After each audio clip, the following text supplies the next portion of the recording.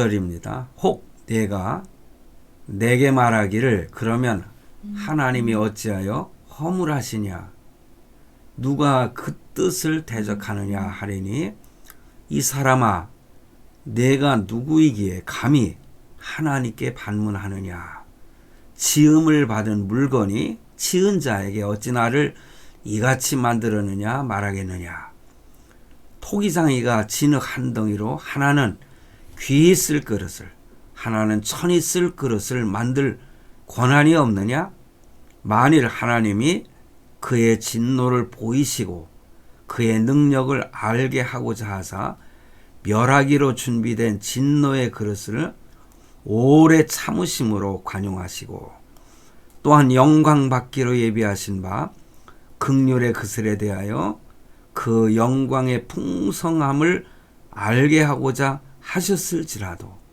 무슨 말을 하리요 이 그릇은 우리니 곧 유대인 중에서뿐 아니라 이방인 중에서도 부르신 자니라.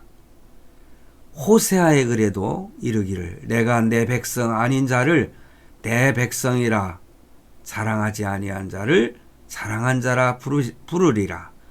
너희는 내 백성이 아니라 한 그곳에서 그들이 살아계신 하나님의 아들이라 일컬음을 받으리라 함과 같으니라. 또 이사야가 이스라엘에 관하여 외치되 이스라엘 자손들의 수가 비록 바다의 모래 같을지라도 남은 자만 구원을 받으리니 주께서 땅 위에서 그 말씀을 이루고 속히 시행하시리라 하셨느니라.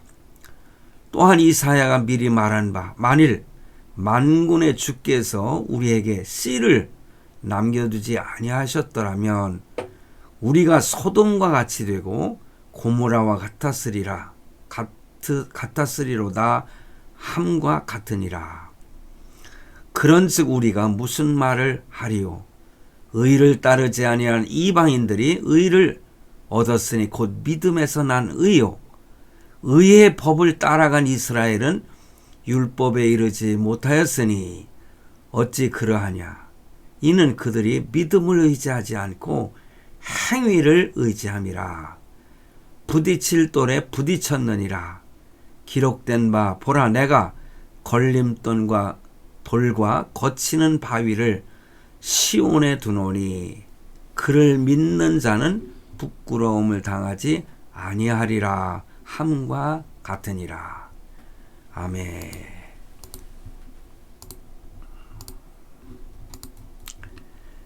오늘 말씀이 좀 깁니다.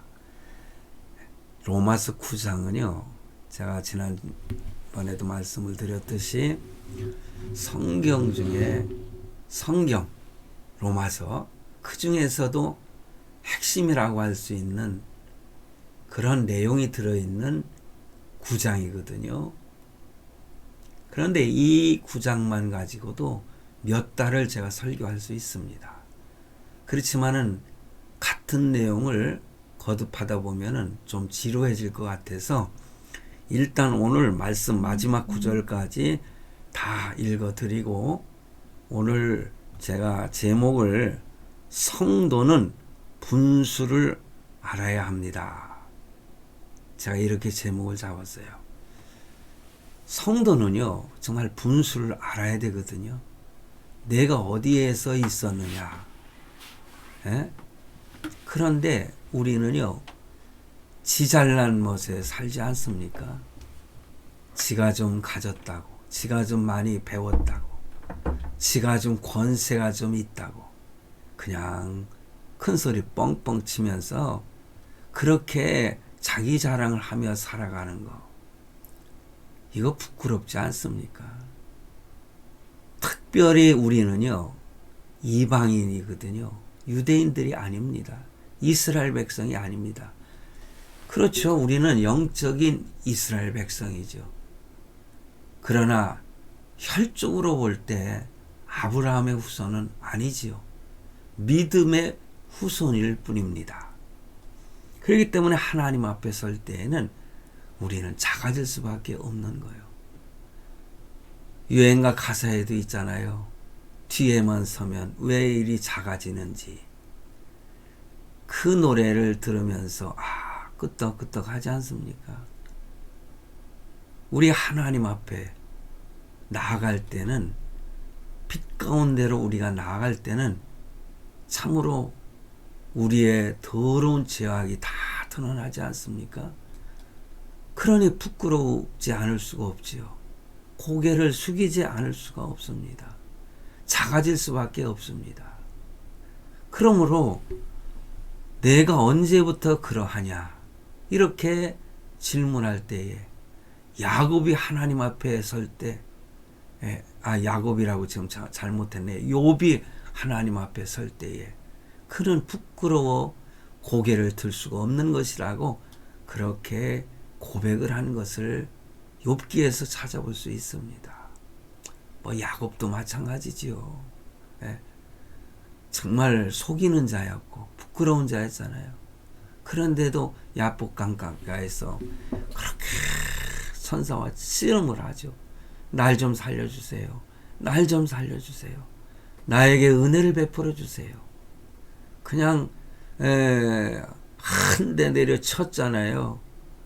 환골이 돼가지고선도 끝까지 하나님 천사를 붙들고 그냥 씨름을 해서 결국 은혜를 받았지요. 복을 받았지요. 너는 이제부터 야곱이라 하지 말고 뭐라고 그랬어요? 이스라엘이라 하라. 이렇게 우리는 하나님 앞에 설 때에 너무나 부끄러운 자들입니다. 오늘 설교가 좀 길어질 수도 있겠지만은요. 제가 성경 9장 19절로 33절에 제가 몇 군데를 제가 말씀드리겠어요. 그러니까는 내가 내게 말하기를 그러면 하나님이 어찌하여 허물하시느냐 누가 그 뜻을 대적하느냐 이렇게 전제를 하여 네가 도대체 뭐냐 이 사람아 내가 누구이게 감히 하나님께 반문하느냐 지음을 받은 물건이 어찌 지은 자를 향해서 나를 왜 이렇게 만들었느냐고 항해할 수가 있느냐 그러면서 토기장이 이야기가 나옵니다. 토기장이가요 그릇을 만들 때 자기 마음대로 만드는 거 아니겠어요? 귀하게 만든 그릇도 있고 그냥 좀 뭐라고 할까요? 사실 그릇 중에 귀하지 않은 게 어디 있겠습니까? 좀 사용하는 용도에 따라서 조금 달라지지만은 왜 나를 이렇게 참 별로 값어치 없는 그릇으로 만들었느냐 뭐 이런 식으로 항의를 할 수 있겠느냐 이거예요. 그래서 9장에 있는 말씀을 보면은 그릇이 있는데 두 가지가 있다고 하지 않습니까? 하나는 진노의 그릇이고요. 하나는 긍휼의 그릇입니다. 그러니 나를 구원하시기로 작정된 자로 하나님이 예정하시고 선택하는 것. 나를 버리기로 예정하시고 선택하여 버리는 자. 그래서 왜 나는 유기된 자, 나는 왜 지옥에 가게 하십니까? 이렇게 항의할 것으로 참 어떤 명분이 있는 것처럼 말할 수 있는 것이라 했을 때 그게 아니라는 겁니다. 그래서 구원받기로 작정된 긍휼의 그릇, 버리기로 작정된 진노의 그릇이 있다는 거예요. 그 그릇들은 다 그 쓰임에 맞도록 하나님께서 창조주 하나님께서 인간을 만드신 거예요. 그러니 내가 뉘기에 하나님을 향해서 허물하느냐 이거예요. 그러면서 뭐라고 그랬습니까? 진노의 그릇은요. 왜 만드셨느냐? 그 용도가 무엇이냐? 하나님이 그의 진노, 하나님 앞에 범죄했을 때 무서운 진노 하시는 그 모습, 그의 능력을 알게 하고자 하사 멸하기로 준비된 진노의 그릇이 있다는 거예요. 하나님을 거역하는 자는 하나님이 어떻게 그를 판단하시고 처리하시느냐. 그리고 긍휼의 그릇은 뭐냐? 영광 받기로 예비하신 긍휼의 그릇이라고 그랬어요. 그 영광의 풍성함, 하나님의 그 영광의 풍성함. 그래서 구원받기로 작전당들에게 이 긍휼의 그릇인데 그 영광의 풍성함을 알게 하고자 하셨을지라도 내가 무슨 말을 하겠느냐. 그래서 그 그릇은 우리라고 그랬어요. 유대인 중에서뿐만 아니라 이방인 중에서도 유대인 선택한 선민과 버려진 자 같은 이방인, 인간 같지 않은 대우를 받았던 이방인, 특별히요 저나 여러분은요 이방인이잖아요. 유대인이 아니잖아요. 예? 그렇기 때문에 유대인들은요 인간 취급을 안 해요. 이방인들을. 그런데 하나님께서 호세아의 글을 통해서나 이사야 글을 통해서 이방인을 구원하실 것을 미리 예언하셨고, 그래서 유대인들은요 남은 자만 구원하시기로 작정하신 내용이 이사야서에서도 남은 자의 그 말씀이 나오지 않습니까? 그루터기. 그래서 이사야를 보면은요 참 귀한 말씀들이 많은데, 그래서 이방인들도 하나님이 선택한 백성이 있다. 유대인 중에서는 만약에 여기에 그런 말이 있어요. 만약에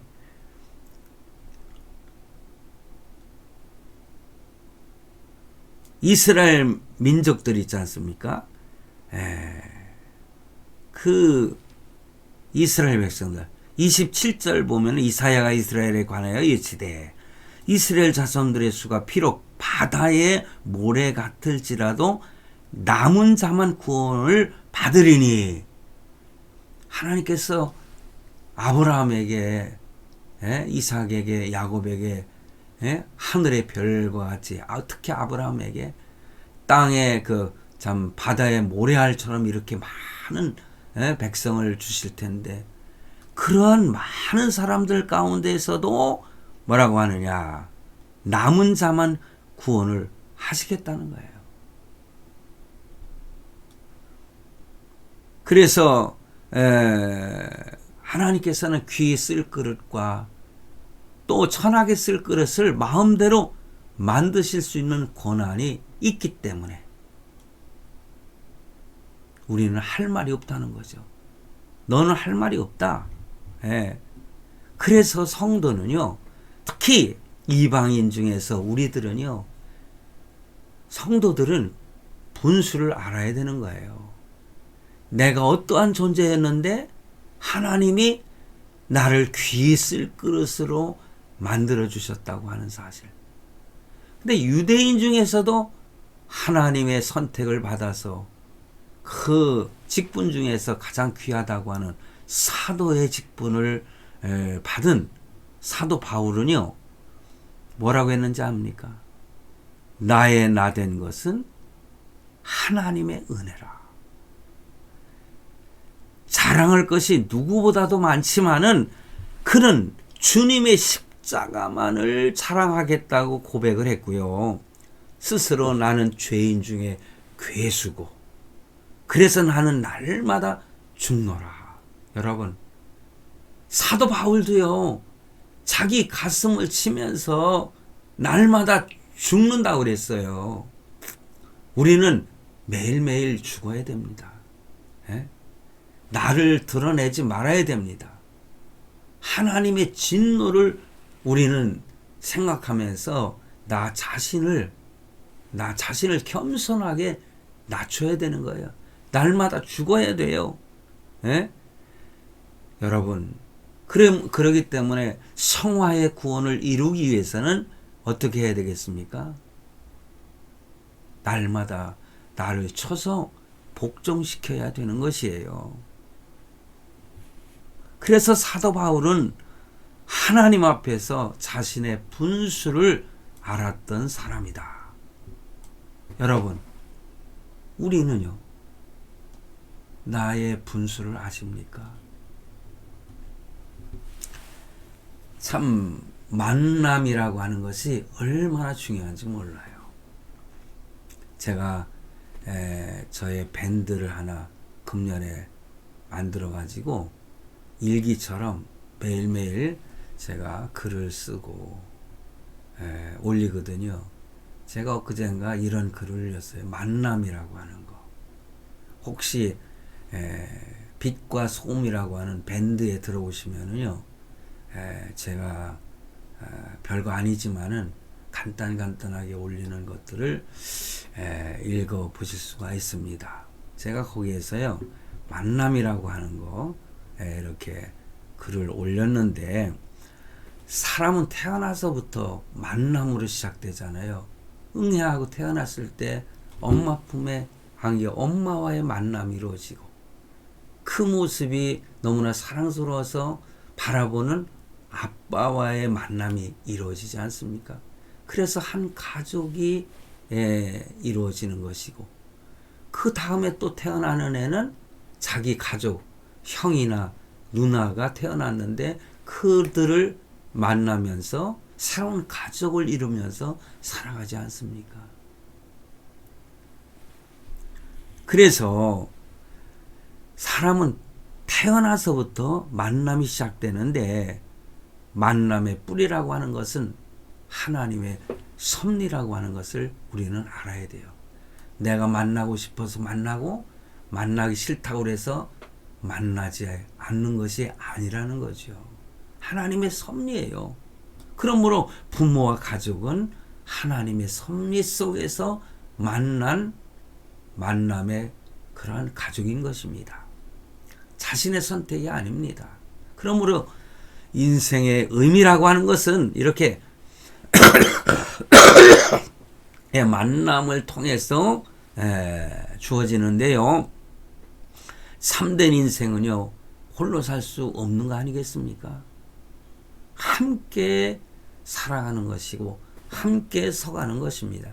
나 혼자 서려고 해도 세워지지 않은, 그래서 한자에도 사람이라고 하는 사람 인자는 이렇게 서로 받쳐주는 것이라고 하지 않습니까?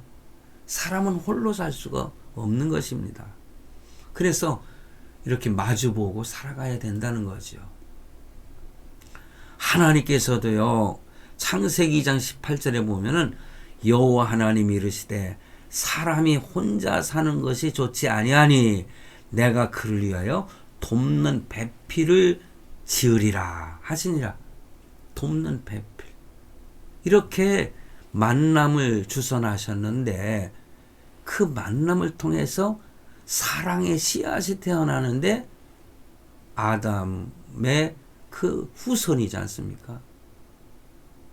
아담의 후손 중에 여러분 누굽니까?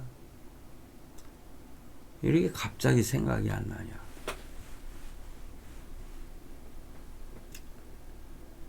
가인과 아벨이죠. 이따금 이럴 때가 있어요. 근데 가인은 버려진 자가 됐지 않습니까? 하나님께서는 아벨을 또 사랑하셨고 그의 후손 셋을 주셨는데, 저는 이 말씀을 드리는 것은 가족 중에서도 그러니까는 가인과 같은 자식도 있고요, 아벨과 같은 자식이 있어요.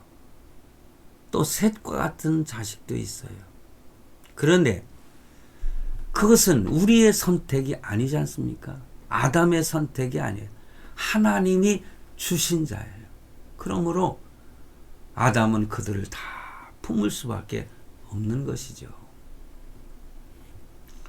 자, 이러한 관계 속에서 만남이 이루어지는데, 오늘 드리고 싶은 말씀은요, 그 중에서 만남이라고 하는 것 중에서 가장 중요한 만남은 하나님과의 만남인 것입니다. 하나님을 만나야 되는 거예요. 하나님을 만날 때 그 인생이 달라지는 것이고 열매가 달라지는 것입니다. 그 만남을 통해서 우리 인생이 성공하느냐 실패하느냐 이것이 달려 있는 것입니다. 그래서 오늘 저는요, 그 말씀을 연계시켜 가지고 오늘 9장에 나타나고 있는 본문 말씀 속에서 하나님께서 나를 예정하셨다. 그러므로 하나님을 만날 수 있는 기회를 주셨으니 이 은혜 얼마나 감사합니까? 그래서 하나님의 주권적인 그런 선택을 혹시 여러분 인정하시느냐는 거예요. 여러분, 그래서 오늘 본문은 구약의 여러 말씀을 인용했죠. 호세아의 글도 인용했고 이사야 선지자의 글도 인용을 하면서 하나님의 이 주권적인 선택에 관해서 말씀을 하는 본문인 것입니다. 그러므로 하나님과의 만남도 내가 하고 싶어서 만나는 것이 아니죠. 만나고 싶어서 만나는 게 아니죠. 그래서 그 하나님의 주권적인 선택에 관한 그런 말씀인데 때로는 이런 말씀도 있어요. 예레미야서 18장에 관련된 유명한 토기장이의 비유를 들어서 하나님의 주권적인 말씀을 하고 있지 않습니까? 본문 19절 말씀에 그래요. 혹 내가 말하기를 그러면 하나님이 어찌하여 허물하시느냐? 누가 그 뜻을 대적하느냐? 이렇게 말씀하고 있는 거죠.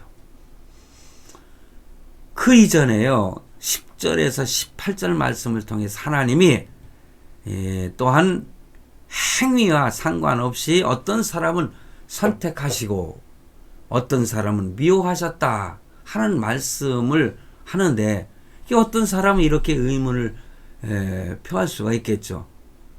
하나님은 미리 다 정해놓으시고 어떻게 사람에게 허물을 돌릴 수 있겠느냐? 너는 죄인이다. 이렇게 할 수 있습니까? 이런 반문을 할 수 있느냐는 거죠. 그러면서 그렇게 생각할지라도 누가 하나님이 정하신 뜻을 반대할 수 있느냐? 근데 어떻게 보면은요, 하나님의 뜻을 존중하는 말씀 같지만은 결국은 하나님의 뜻대로 다 되는 것이니까 사람이 지옥에 가는 것은 뭐 하나님의 책임이지 인간인 나 자신의 책임입니까? 이렇게 말하는 거 용납될 수 없다는 것입니다. 결코 은근슬쩍 하나님의 말씀인 것처럼 하나님의 뜻을 받아들이는 것처럼 하면서도 하나님을 은근슬쩍 비난하는 그런 질문들, 그런 신학자나 그런 성도들 가운데 사도 바울은 단호하게 이 토기장이의 비유를 들어서 하나님의 주권을 다시 한번 강조를 하는 것이죠. 이 사람아, 내가 누기에 감히 하나님을 힐문하느냐? 지음을 받은 물건이 지은 자에게 어찌 나를 이같이 만들었느냐? 말하겠느냐? 토기장이가 진흙 한 덩이로 하나는 귀 있을 그릇을 하나는 천 있을 그릇을 만드는 권이 없느냐? 오늘 본문 20절과 21절에 그렇게 강조하고 있습니다. 그래서 토기장이의 하나님의, 그러니까 토기장이는 하나님을 뜻하고 그릇은 사람이잖아요. 즉 하나님은 하나님의 주권대로 어떤 사람은 귀하게 쓸 수 있고 어떤 사람은 천하게 쓸 수 있다는 그 말씀을 사도 바울은 설명해 주고 있는 것입니다. 그 말씀은 하나님의 주권을 강조하는 말씀인데 또 그 말씀을 가지고 사랑의 하나님 왜 어떤 사람은 천하게 만드셨느냐? 제가 전자에도 말씀을 드렸잖아요. 하나님도 사람을 차별하시느냐? 하나님을 차별하시는 사람으로 이렇게 질문하는 사람이 있을 수 있잖아요. 그런 식으로 항상 모든 것을 긍정적으로 받아들이지 않고 부정적으로 생각하고 원래의 하나님의 뜻을 이렇게 비틀어서 생각하게 되면은 그 인생은 어떻게 되겠습니까? 어떤 문제에서도 해답을 찾을 수가 없는 것입니다. 그런데 그 가운데서도 우리는 참 스스로 분수를 느껴야 된다. 분수를 깨달아야 된다는 것. 이방인이었다는 거죠. 하나님의 섭리, 놀라운 은혜, 그것은 바로 이방인들에게 주어진 놀라운 축복인 것입니다. 정말 하나님께서는요, 사람을 차별하시고 사랑이 없으셔서 마음대로 그릇을 지으셨는가? 아니죠. 천만의 말씀이죠. 본문 22절 말씀에 만일 하나님이 그 진노를 보이시고 그 능력을 알게 하고자 하사 멸하기로 준비된 진노의 그릇을 오래 참으심으로 관용하시고, 하나님이 관용하셨다는 거예요. 그래서 멸하기로 준비된 사람, 그런데 오래 참으시고 그를 인하여 관용을 베푸신다.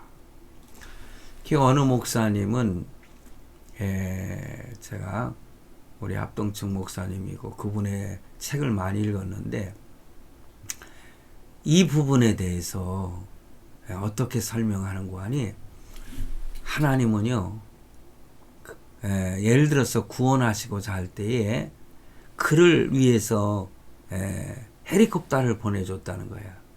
그에게 그 헬리콥터를 타면은 천국에 올 수 있다. 그런데 그 사람은 아무리 권면을 해도 헬리콥터에 올라타질 않는다는 거예요. 그러니까 끝까지 참으시면서 그를 갖다 위해서 계속해서 권면을 하고 설명을 하고 이해를 시켜가지고 끝까지 참으셔가지고 결국은 그 구원의 헬리콥터에 태워가지고 그를 구원하신다. 끝까지 참으시는 하나님에 대해서, 하나님의 긍휼에 대해서 그렇게 표현을 했더라고요. 저는 거기에 대해서 이 박수를 쳐요. 그 설교가 얼마나 귀한 설교인지 몰라요. 끝까지 긍휼을 베푸시고 정말 관용하시고 끝까지 참으셔서 그를 구원하시는 그런 대상이 바로 저와 여러분 아닙니까? 그냥 하나님의 말씀에 시비를 걸고 하나님의 말씀을 자꾸 허물을 찾으려고 하는 그런 부정적인 생각에 빠져 있는 저와 여러분을 그 하나님의 사랑, 그 긍휼하심, 그 긍휼하심, 끝까지 참으시는 그 긍휼하심으로 관용하시고 우리를 구원하셨다. 그래서 로마서 9장은요, 구원받아서 천국에 갈 사람과 구원받지 못해 지옥에 갈 사람을 하나님이 이렇게 예정하시고 오래 참으심과 긍휼하심으로 긍휼의 그릇이 되게 하셨다. 이런 말씀을 하고 있는 것입니다. 본문 24절 말씀에서도 그 그릇은 우리니 곧 유대인 중에서뿐 아니라 보세요. 이방인 중에서도 부르신 자. 저와 여러분은 이방인 중에서 부르셔서 하나님의 자녀되게 하신 것입니다. 그러므로 우리는 나의 분수를 알고 하나님의 말씀에 늘 순종하며 살아가야 되지 않겠느냐. 여러분, 22절에 멸하기도 준비된 그릇, 복음을 거부하는 완고한 유대인. 그런데 그 요지는 뭡니까? 그들 가운데에서도 남은 자만 구원하시겠다 말씀하셨고 또 이방인의 구원을 강조해서 말씀하고 있는 거예요. 그래서 호세아의 말씀을 인용하셨고 그 다음에 또한 이사야의 말씀을 마찬가지로 인용을 하셨습니다. 여러분 성경 구절 보셨지 않습니까? 그래서 그것을 다시 읽을 필요는 없다고 저는 생각을 해요.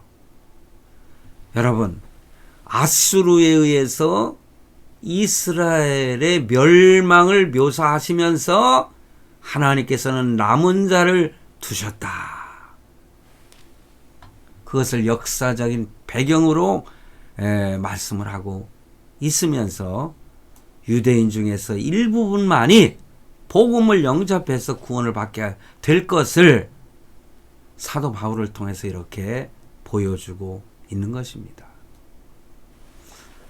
결론적으로 유대인들은 적은 수만 구원을 받고 오히려 이방인들에게 구원의 문이 활짝 열리게 되었다는 이 말씀을 본문에서 하고 있는 것입니다. 이 사실에 대해서 생각하고 사도 바울이 자기의 동족인 이스라엘에 대해서 얼마나 안타까운 마음을 가지게 되었는가. 그 안타까운 마음이 어디에 나타나 있어요? 지난번에 로마서 9장 1절에서 3절 말씀에 제가 설교를 한 적이 있지 않습니까? 이스라엘 백성들을 얼마나 끔찍히 사랑하셨습니까? 사도 바울이 그 동족을 얼마나 끔찍히 사랑했습니까? 그래도 여러분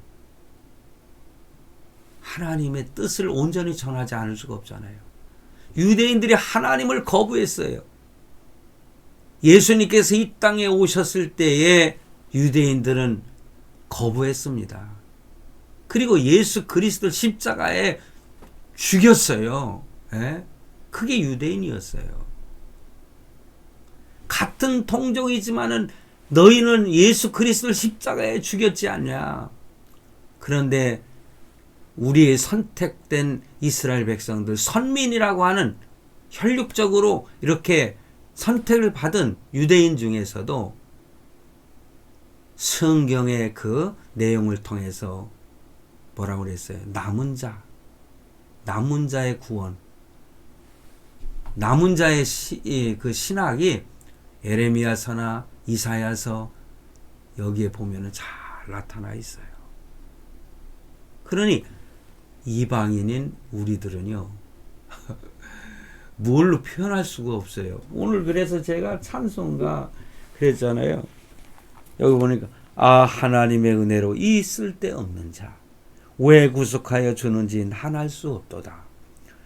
왜 내게 굳센 믿음과 또 복음을 주셔서 내 맘이 항상 편한지 알 수 없도다. 왜 내게 성령 주셔서 내 마음을 감동해 주 예수 믿게 하는지 난 알 수 없도다. 주 언제 강림하실지 혹 밤에 오실지 혹 낮에 오실지 또 주님 만날 그것도 난 알 수가 없지만은 내가 믿고 또 의지하면 내 모든 형편 아시는 주님 늘 보호해 주실 것을 나는 확실히 아네. 할렐루야.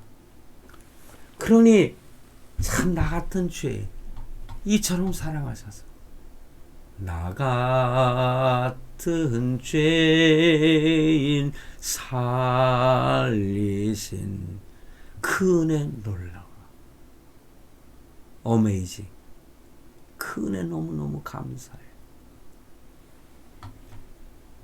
그러므로 믿음에서 난 의를 강조하면서 하나님은 이방인들을 선택하시고 구원하셨다는 그 내용의 말씀을 오늘 본문에서 너무나 깊게 말씀하고 있습니다. 그래서 믿음의 중요성을 본문 30절에서 31절에 말씀하잖아요. 그런즉 우리가 무슨 말 하리요? 의에 쫓지 아니하 이방인들이 의를 얻었으니 곧 믿음에서 난 의라. 그래서 믿음이요 이거 뭐 믿음은 내가 믿으려고 해서 믿는 게 아니잖아요. 에베소서에 보면은 하나님의 선물이라고 분명히 빌립보서에서도 말씀하셨잖아요. 선물이라. 빌립보서 2장 8절 이하에 보면은 하나님의 선물. 자랑할 것이 없지만은 하나님께서는 나를 믿음을 주셔서 구원의 자식, 구원받은 하나님의 자식으로, 그런데 이스라엘 백성들은 의의 법을 쫓아간 이스라엘, 율법을 따라가는 거예요. 그들은 철저하게 율법을 지켜야만이 구원을 받는다고 하지 않습니까? 율법에다가 또 덧붙여가지고 더 자기를 올가매고 실천하려고 노력하는데 율법을 완벽하게 실천할 자가 어디 있겠습니까? 결국은 하나님의 죄의 심판을 받는 것이죠. 그래서 믿음으로 난 의를 쫓는 이방인은 구원을 받게 되었지만은 율법의 의를 쫓은 이스라엘은 구원받지 못했다. 이렇게 말씀을 하고 있는 것입니까? 왜 이스라엘 백성들이 구원을 받지 못했느냐? 32절에 어찌 그러하뇨? 이는 저희가 믿음에 의지하지 않고 행위에 의지함이라. 부딪힐 돌에 부딪혔느니라. 결국은요, 율법을 완벽하게 지키지 못했기 때문에 구원받지 못했다는 거예요. 여기에서 부딪힐 돌은 바로 예수 그리스도를 상징하는 것입니다. 예수님을 십자가에 죽인 거예요, 이스라엘 백성들. 그래서 이스라엘 백성들이 믿음에 의지하지 않고 행위에 의지해서 율법만 자랑하고, 하나님이 이스라엘 백성들을 축복하셨죠. 말씀을 주셨어요. 율법을 주셨어요. 그런데 예수 그리스도를 십자가를 통해서 배척함으로 인하여 구원받지 못했다. 그래서 마지막 구절 33절에 뭐라고 그랬어요? 기록된 바 보라 내가 부딪히는 돌과 거치는 반석을 시온에 두노니 저를 믿는 자는 부끄러움을 당치 아니하리라 함과 같으리라. 이게 결론입니다. 바로 부딪히는 돌과 거치는 반석, 예수 그리스도를 상징하는 것입니다. 그러므로 예수 그리스도를 거부함으로 구원을 잃게 되었는데, 반대로 예수님을 믿으면 결코 부끄러움을 당하지 않고 구원을 받게 될 이방인들. 여러분, 강조해서 말씀을 드립니다. 모든 상황에 펼쳐진 하나님의 섭리와 주권을 인정하고 하나님께 감사해야 되는 것입니다. 우리가 지금, 제 자신이 지금 여기에 있는 것 자체가 하나님의 섭리예요. 내가 이런 재능을 주신 것이 다 하나님의 뜻 가운데 이루어진 것이다. 그것인 것입니다.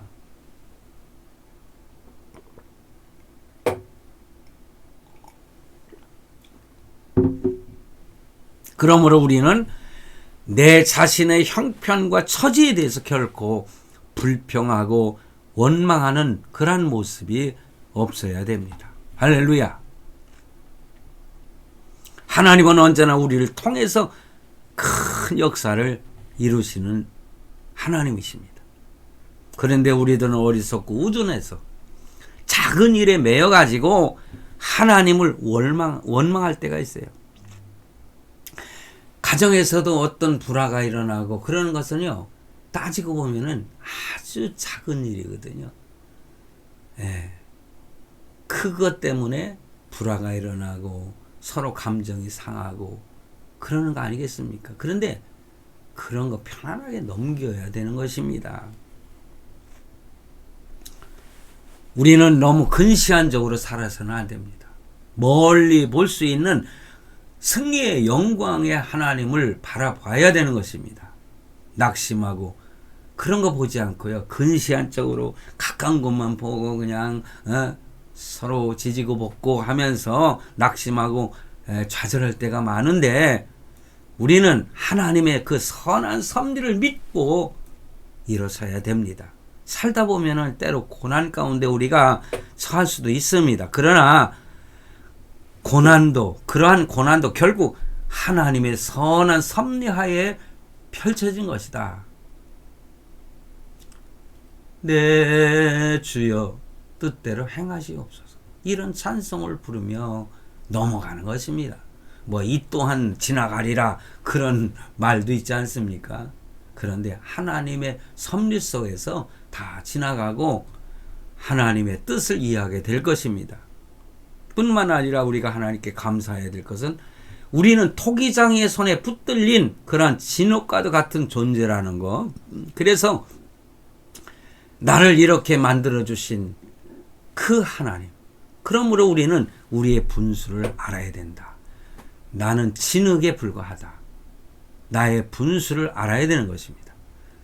우리는 주님 없으면 아무것도 할 수 없고 스스로 살 수 없는 존재라는 것을 결코 잊어서는 안 돼요. 이것이 분수를 아는 삶인 것입니다. 바울처럼.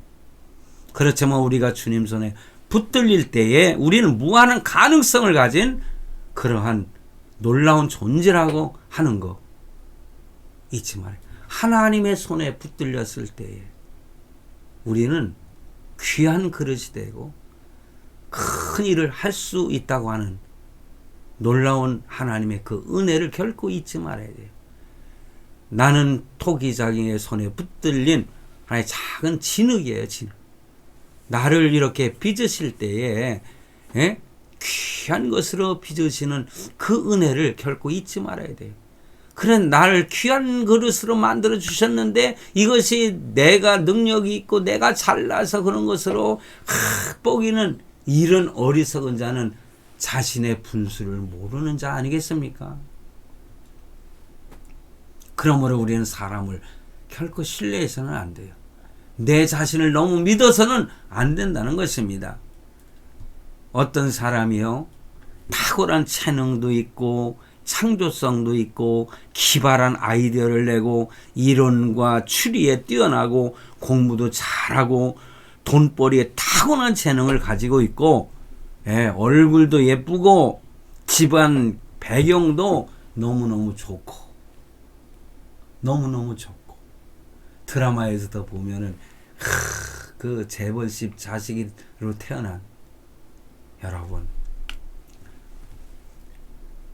우리가 삼성가에 태어났다고 생각을 해보세요. 그런데 그 삼성가에 태어난 자식 중에도요, 저 뉴욕 거기에서 자동차를 타고 뭐 자살했다고 그러지요. 그 이건희 씨 딸이 말이야. 그럼 현대가에 태어났으면은, 정주영 씨의 자식으로 태어났으면은 얼마나 행복할까. 그런데 몇 년 전에 현대가의 그 후계자였던 정몽 누구예요? 그거? 아파트에서 뛰어내려 죽었잖아요. 왜 스스로 죽습니까? 그 정말 훌륭한 가문에 태어났는데, 아무리 잘났다 할지라도 내가 이렇게 훌륭한 가문, 집안 배경도 좋고 잘났고 그런 것이 할지라도, 제가 제목을 사실은 할지라도 라고 하는 제목을 잡으려고 했었어요.